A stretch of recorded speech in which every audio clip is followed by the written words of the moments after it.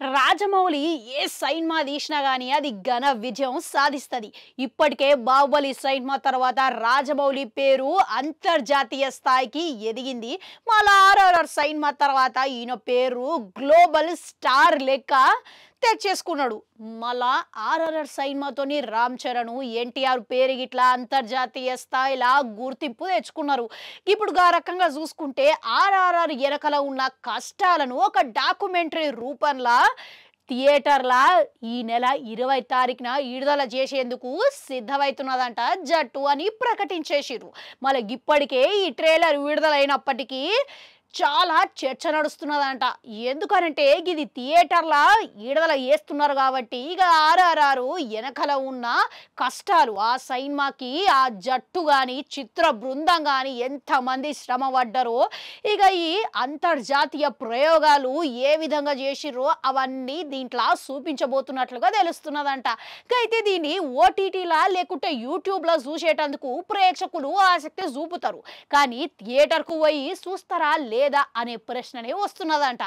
ఎందుకనంటే తాజాగా అందుతున్న సమాచారం ప్రకారం ఈ డాక్యుమెంటరీని ఇంగ్లీష్ భాషలో మాత్రమే విడుదల చేస్తున్నట్లుగా తెలుస్తున్నదంట. ఇక మళ్ళీ తెలుగులో హిందీలో విడుదల చేస్తారా లేదా అన్నది ఇట్లా కేవలం ఇంగ్లీష్తోనే కానిస్తారా అన్నది స్పష్టత అయితే లేదు. ఇక ఎట్లనైనా కానీ ఇది బ్లాక్ బస్టర్ విజయం సాధించి కాబట్టి తెలుగులోనే కాదు హిందీ జనాలకు గిట్లా ఇది చేరువ చేయాలని ఆలోచనలు చేస్తున్నారంట. ఇక గట్లా చూసుకుంటే ఈ డాక్యుమెంటరీని భాష పరిమితి కారణంగా ప్రేక్షకులు థియేటర్లో చూడనీకే ఆసక్తి చూపిస్తారా లేదా అనే సందేహం అయితే వినబడుతున్నది. గట్లనే ఈ డాక్యుమెంటరీ ఓటీటీలో లేకుంటే మన యూట్యూబ్లో చూడనీకే ఎదురు చూస్తారు. కానీ నిజానికి ఇది థియేటర్లకు చూపిస్తే ఎవరొచ్చి చూస్తారు అని ప్రేక్షకుల భావన ఉన్నదంట. ఎందుకనంటే థియేటర్ అనుభవం కోసం సినిమా చూడనీకే పోతారు జనాలు.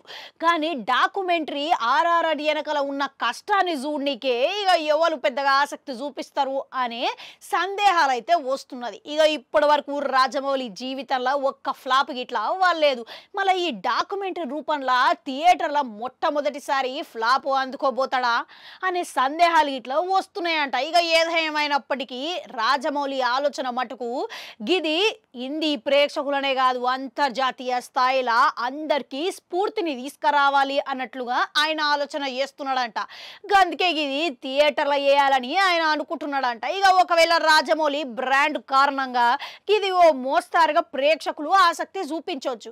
కానీ లాంగ్ రన్లో మాత్రం ఎంతవరకు ఆడుతుంది థియేటర్లో చూనికే ఎంతమంది వస్తారు మాత్రం సందేహం అయితే ఉన్నది. ఇక ఏదేమైనా మొత్తానికి ఆర్ఆర్ఆర్ వెనకల ఉన్న కష్టాలు ఆ సినిమాకు పడ్డ ఎంతో శ్రమ ఇది అందరికీ చేరువ కావాలి అని చిత్ర యూనిట్ భావిస్తున్నదంట.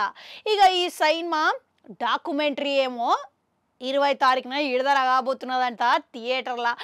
మీలో ఎంతమంది థియేటర్లో చూడనీకే ఆసక్తి చూపిస్తున్నారు అనేది కామెంట్లలో కామెంట్ పెట్టుర్రి.